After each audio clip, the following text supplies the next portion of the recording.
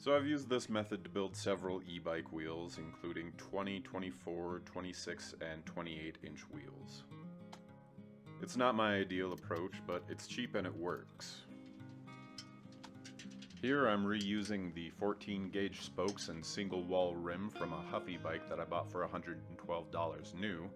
I'm going to be lacing those onto a 500 watt rear hub motor. While most e-bike wheels use 12 or 13 gauge spokes and double-walled rims, I've never had a problem reusing 14 gauge spokes and single-walled rims on these lower-powered hub motors. I use a spoke gauge calculator from grintechnologies.com to find out the length of spokes that I need, and I use a spoke ruler to mark all 36 spokes individually before cutting them.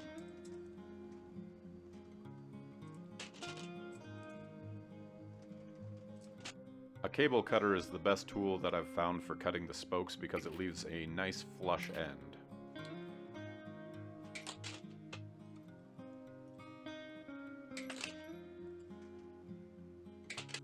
After all the spokes are cut to the appropriate length, I use a Hosan tool to roll new threads onto the ends. This is an extra bit of tedium that comes with reusing the old spokes because you have to do 21 turns to roll the threads onto the spokes and 21 turns to get the tool off. So for 36 spokes you end up turning the Hosan tool 1,512 times. These thread rollers aren't cheap, but after having built enough wheels, it did pay for itself. This hub motor I actually got for free when I was working at a bike shop. I ordered it for a customer's bike to do a course swap, but when they sent it, it had damage to the cable. When I informed them of the damage to the cable on the hub motor, they sent a replacement that I used to fix the customer's bike, but they didn't want this one back. Since I was the only one in the shop who had an interest in this motor, I went ahead and kept it, soldered the wires back together, and built this wheel. Aside from the tools used to cut and rethread the spokes, this is a pretty typical wheel build.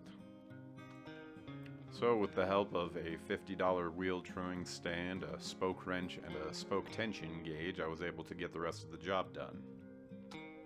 Once I have all the spokes loosely laced onto the rim, I go around with a spoke tension gauge and make sure that they are of a uniform and low tension before I start tightening.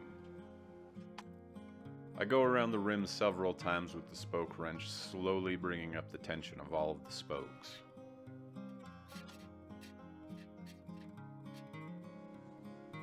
After bringing all of the spokes up to an appropriate tension, I true and then round the wheel. I'm definitely not one of the best wheel builders, but learning this skill has saved me a lot of money and allowed me to do a lot of experiments with e-bike hub motors.